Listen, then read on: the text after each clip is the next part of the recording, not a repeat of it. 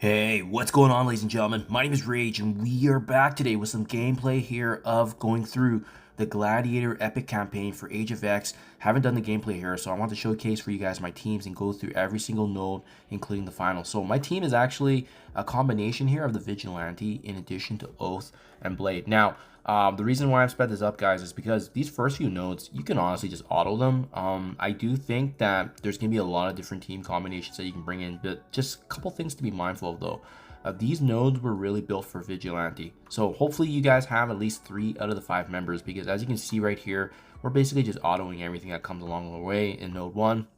And to be honest, you'll see very similar gameplay here because none of the nodes really are tricky, right? You can see there's some big targets that we can aim for, like Omega Red, but I mean, they don't really get to move much because the Vigilante, for the way that these nodes were designed, they get their bonuses as if they're operating in raids. So as long as you have 3 members out of the 5. If you are doing it with like 2 members and maybe 3 other characters, that's where I would say you may have to pivot. And obviously the other thing that you need to manage very carefully is the traits here, right? Because most of the Vigilante characters, if not all of them, are skill characters. So I mean, you got to really manage how that's going to be kind of translating into your overall gear progression. But as you can see, the combination of them with Oath and the Blade, because you do need them for raids anyways for the Night Stalker section. I mean, they're just a really good synergistic combination, as you can see right here.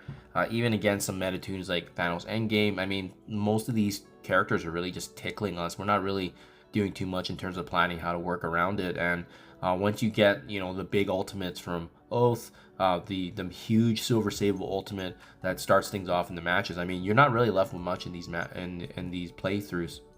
So very, very straightforward. And then again, when you take down at least 4 or 5 enemies, Silver Sable gets all her energy back anyways, and then you can just rinse repeat the big ultimate, right?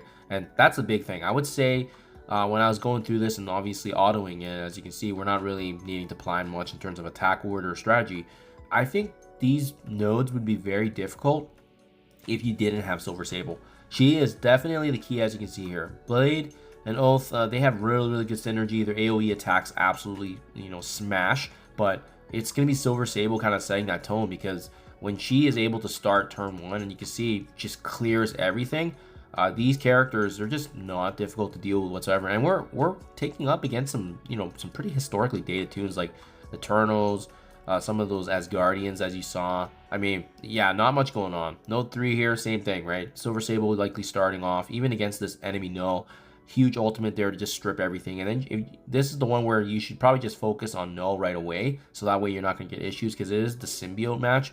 I can definitely see this one being difficult if you're not able to take down null. And then he also summons the Carnage, and then you have other Carnages as well with Red Goblin. So that's why it's really pivotal, guys. Silver Sable needs to be in play here. I really like the synergy as well with Daredevil Modern. I think those two are the most important Vigilante members. So you can get away with bringing in a character like Punisher instead of Hitmonkey. Hitmonkey's stun was nice, but is he absolutely needed for the playthrough of this Age of X progression here? I don't think so. I think just having Silver Sable rinsing and repeat her abilities, as you can see here, it sets a tone quite well. And as you can see, our character's HP, they're almost never really attacked. And this is node 4 right here. This is the one where I would say you need to pay the most attention to, right? Ancient 1 and Thanos Endgame can set the tone for this match. But again, same story. We activate things with the Silver Sable ultimate. We're going through, we take down Ancient 1. And now we're kind of left with this cluster. And Blade and Oath, they could just completely tear an entire arsenal of enemies down with their back-to-back ultimate abilities. And even with Thanos Endgame kind of cleansing everything with his passive, it doesn't really matter.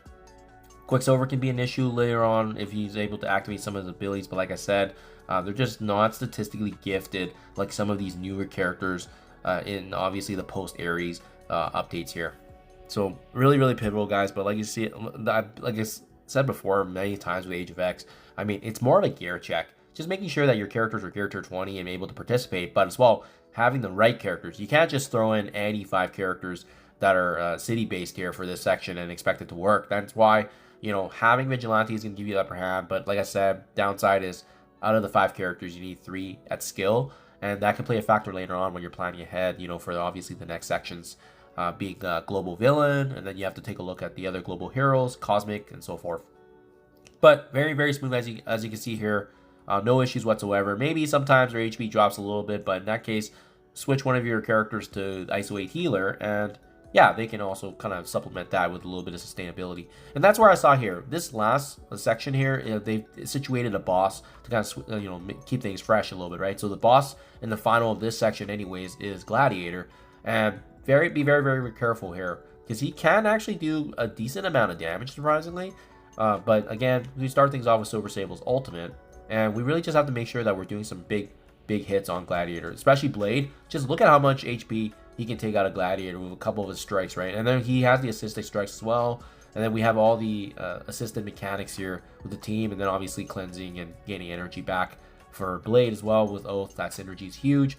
But you'll see at some point these debuffs are going to come off of Gladiator, and then he's going to get some HP back. So that's where maybe with this boss node here, you might have to be a little strategic in terms of just making sure you have a bit of HP. Maybe Gladiator's targeting a weaker ally on your team, right? So that's the one thing. Maybe you have to reset this. Who knows? But anyways, when I was playing through this, it took 2 tries. The first try, Gladiator accidentally killed, I think, Hitmonkey or Blade. So that's the one thing to watch out for, is maybe put them away if you're noticing that some of your allies are weaker or can't take a hit. But remember, you also need to make sure that you're completing all these nodes at 3 stars, which means none of your characters can die. The reason being is because you can't access the next chapters to the Age of X unless you have 3 stars completed for all these nodes being shown here. So make sure you guys are doing that. If there's any kind of hiccups or mistakes, good news is you can just reset and not an issue. But like I said, guys, I highly recommend at least the 3-piece of Vigilante. You can mix and match a lot of other characters here. You don't necessarily need Blade or Oath. I think they just have a lot of value because we need them every day for raids anyways. And at the same time as well, they're just really good, and you can use them in Dark Dimension. But yeah, hopefully this is helpful, guys. You can see the playthrough here. Once you get through that little hurdle of just kind of sponging some attacks from Gladiator, it's going to be really straightforward, and you just go ahead, use the big abilities from your key characters.